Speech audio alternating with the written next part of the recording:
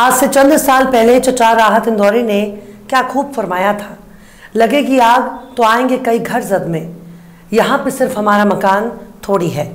पर अब राहत इंदौरी का ये शेर बार बार याद किया जा रहा है, क्योंकि जो लोग कल तक आग को देखकर तमाशा देखते थे, ताली पीटते थे, जश्न मनाते थे, आज वही लोग मातम कर रहे हैं, आज वही लोग छाती पीट रहे हैं, क्योंकि जो धुआं कल पड़ोसी के घर से उठा था आज उनके घर से उठ रहा है। अब ताली पीटने वालों के घर से धुआं उठने लगा। जब पड़ोसी कह रहा था कि यहाँ सिर्फ हमारा मकान थोड़ी है, तब ताली पीटने वाले कह रहे थे कि ये आग सिर्फ तुम्हारे लिए। लेकिन रोने वाला पड़ोसी, बर्बाद होने वाले पड़ोसी, जुल्म को सहने वाला, तकलीफ को बर्दाश्त करने वाला पड़ोसी अपने आंसुओं को पी कर कह रहा था कि ये आग नफरत की आग है, जो एक दिन तुम्हारे भी घर को जला देगी और दुनिया तमाशा देखेगी। कुछ यही हाल अब देश के एक सूबे में देखने को मिल रहा है। जो लोग कल तक बुलडोजर चलने पर जयकारे किया करते थे, जो लोग बेगुनाहों के एनकाउंटर होने पर ताली बजाते, आज वही लोग अपनी बर्बादी का तमाशा देख रहे थे। मतलब हालत बदलते ही ताली पीटने वाले अब छाती पीट रहे हैं। इसे ही कहते हैं वक्त का तकाजा, इसे ही कहते हैं हालात की मजबूरी, और इसे ही कहते हैं हाहाकार। सलाम, नमस्ते, सत श्री अकाल। मैं हूं आपके साथ हर्षिता मिश्रा और आप देख रहे हैं टाइम्स मेल। गलत को गलत और सही को सही कहने में अगर जबान कांपने लगे, तब समझ जाना चाहिए कि जबान पर बहुत बड़ा पहरा लगा हुआ है। हमारे देश में जाति पर सियासत होना कोई नई बात नहीं है, क्योंकि जातिवाद और वर्ण व्यवस्था का इतिहास हजारों साल पुराना है। दलित, आदिवासी और ओबीसी को समाज में बराबरी का हक देने के लिए ही आरक्षण की व्यवस्था की गई है। इसी समाज में अल्पसंख्यक भी रहते हैं। पर हाल के चंद सालों के दौरान जब एक्शन के नाम पर एनकाउंटर होता था, एक्शन के नाम पर अल्पसंख्यक, खासकर मुसलमानों के घर, मकान, दुकान पर बुलडोजर चलाया जाता था, तब उनके साथ भले ही ब्राह्मण, ठाकुर, बनिया खड़े हो जाते थे, पर दलित, आदिवासी, ओबीसी की पॉलिटिक्स करने वाले खुद को कट्टर हिंदू साबित करने लगते थे।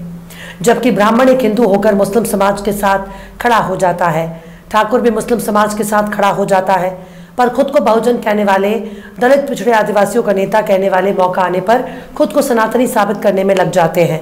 जबकि सच का साथ देने के लिए हिंदू और मुसलमान का होना जरूरी नहीं है। हाल के चंद सालों के दौरान शोभा यात्रा के नाम पर देश के अलग अलग इलाकों में कई बार हिंसा देखी गई। खासकर बजरंग दल के जरिए निकाली जाने वाली शोभा यात्रा में नजर आने वाली हिंसक भीड़ सवर्णों की नहीं होती, उसमें वही दलित और ओबीसी के लोग होते हैं, क्योंकि देश में यही बहुसंख्यक है।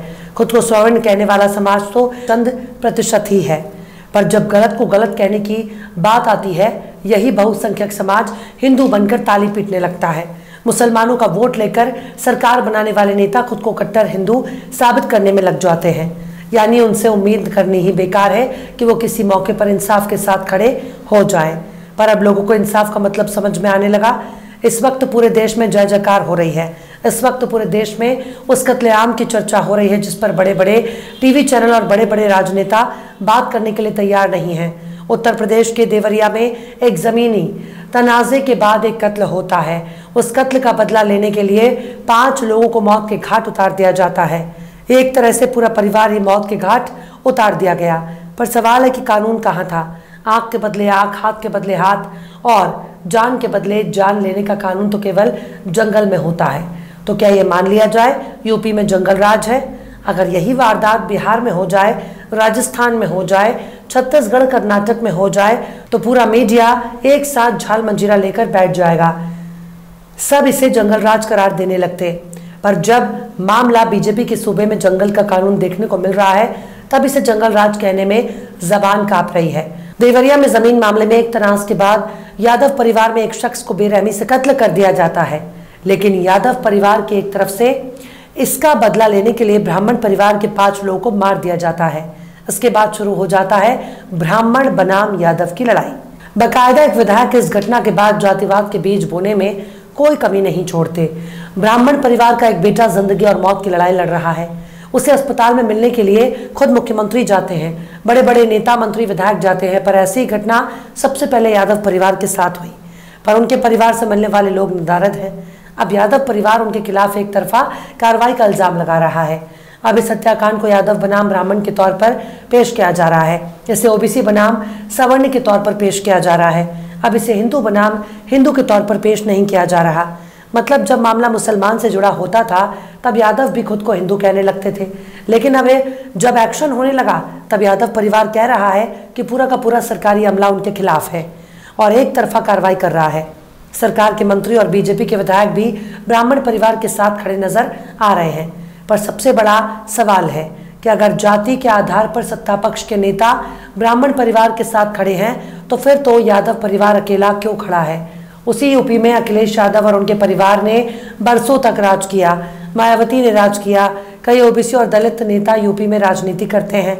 अखिलेश यादव कहाँ हैं? शिवपाल यादव कहाँ हैं? यादव समाज के बड़े बड़े नेता और मंत्री क्या कर रहे हैं? अब तो बकायदा यादव परिवार के आलिशान घर पर बुलडोजर का शोर सुनाई देने वाला है, क्योंकि जिस जमीन पर उनका घर बना है अब उस घर के बाहर नोटिस लगा दिया गया, यानी बुलडोजर एक्शन के लिए भूमिका भी बनाई जा चुकी है। और तो और सोशल मीडिया पर बुलडोजर के नाम पर तालियां भी बजाई जा रही हैं। अब उसी तरह से बुलडोजर को देखकर जश्न मनाए जा रहे हैं जैसा अल्पसंख्यकों के घर पर बुलडोजर चलाने पर जश्न मनाया जाता है, खुशी के लड्डू बांटे जाते थे। पर जब इंसान के भीतर की अंतरात्मा मर जाती है तभी तालियां बजाने की हिम्मत आती है। जब इंसान बेशर्मी रोटी से पेट भरता है तभी दूसरों पर जुल्म होता देख मजे लेता है। देवरिया जिले के रुद्रपुर थाना इलाके के फतेहपुर गांव में बीते 2 अक्टूबर को सत्य प्रकाश दुबे के घर के पास पूर्व जिला पंचायत सदस्य प्रेमचंद यादव की हत्या हो गई, जिसके बाद प्रेमचंद यादव के समर्थकों ने सत्य प्रकाश के घर में घुसकर 6 लोगों पर जानलेवा हमला करने का इल्जाम है। बताया जा रहा है कि इस हमले में 5 लोगों की बेरहमी से हत्या हो जाती है। इस वारदात में मकतूल सत्य प्रकाश दुबे के 8 साल के बेटे अनमोल की हालत नाजुक बनी हुई है।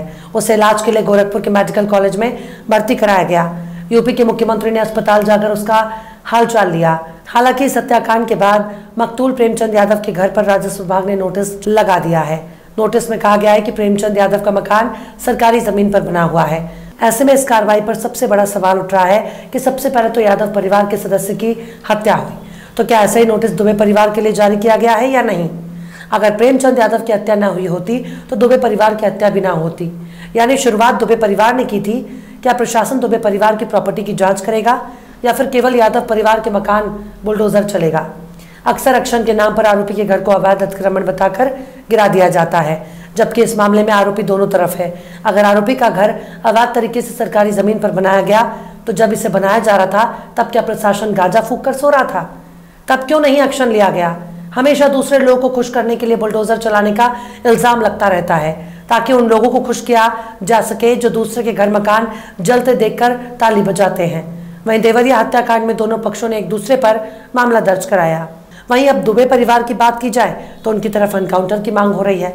सत्य प्रकाश दुबे की बेटी शोभिता ने सरकार से मांग की है कि उसके परिवार के 5 लोगों की हत्या करने वालों का एनकाउंटर हो या फिर उनको फांसी की सजा दी जाए। इसके अलावा शोभिता ने बुलडोजर की कार्रवाई करने को भी मांग की है। पर सवाल है कि क्या दुबे परिवार के कंधे पर बंदूक रखकर राजनीति तो नहीं की जा रही है? कानून अपना काम करेगा, बुलडोजर और एनकाउंटर तो एक सियासी टर्म है। वहीं इस मामले में प्रेमचंद यादव और उनके परिजन के घर पर नोटिस चस्पा होने के बाद सपा अध्यक्ष अखिलेश यादव का बयान आया। अखिलेश ने योगी सरकार को इशारों में एहतियात बरतने की सलाह दी है और शांति बनाए रखने की दिशा में कदम उठाने की अपील की है।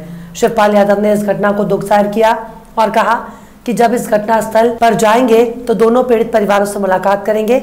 शिवपाल ने भाजपा के लोग केवल एक ही घर जाने का इल्जाम लगाया और इस घटना के निष्पक्ष जांच की मांग भी की है। हालांकि समाजवादी पार्टी वैसे ही जमीन पर उतरकर काम करेगी जैसे मुसलमानों के मामले में करती है, केवल ट्विटर पर टॉय टॉय करके शांत हो जाती है।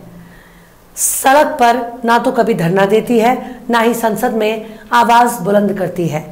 इनके नेता घर में दुबक कर बैठे रहते हैं और सोचते हैं कि जब सत्ता परिवर्तन होगा तब जनता इनको पकड़कर मुख्यमंत्री बना देगी। पर हालात बदल रहे हैं। वो जमाने बीत गए जब केवल जाति ही वोट लेने और देने का आधार हुआ करता था। अब जनता अगला पिछला हिसाब करना भी जानती है। ये बात सत्ता पक्ष और विपक्ष दोनों को मालूम है। पर बुलडोजर की नौटंकी पर हमेशा के लिए रोक लगनी चाहिए, क्योंकि ये बुलडोजर समाज को तमाशे में तब्दील कर देगा। अगर आप धर्म और जाति देखकर जुल्म को होता देख खुश होंगे तो कल को आप जुल्म होता देखकर खुश होने के लिए भी कोई नहीं बचेगा। इसलिए जाति और धर्म देखे बिना ही सच के साथ खड़ा रहना हर इंसान का फर्ज है। फिलहाल इस वीडियो में बस इतना ही। ये वीडियो आपको कैसा लगा कमेंट बॉक्स में आप जरूर बताइएगा। वीडियो पसंद आए तो लाइक करें। हमारे वीडियो लिंक को फेसबुक, ट्विटर, व्हाट्सएप पर अपने रिश्तेदार, यार, दोस्तों को भी शेयर करें और बेबाक, निष्पक्ष, स्वतंत्र पत्रकारिता को सपोर्ट करने के लिए आप हमारे चैनल टाइम्स मेल को सब्सक्राइब करें और हाँ, बेल आइकन की घंटी वाली बटन भी आप ज़रूर से दबा दें ताकि आपको हमारे आने वाले नए वीडियो की नोटिफिकेशन फौरन ही मिल जाए। फिर मिलते हैं किसी और वीडियो में एक नई खबर के साथ। हर्षिता मिश्रा को दीजिए इजाज़त। जय हिंद। तो देख लिया आपने हमारे इस वीडियो को। हमें उम्मीद है कि आपने हमारे वीडियो को लाइक किया होगा और दूसरों को भी शेयर किया होगा। अगर अभी तक आपने हमारे चैनल टाइम्स मेल को सब्सक्राइब नहीं किया है तो जल्दी से सब्सक्राइब कर दें और बेल आइकन भी प्रेस कर दें।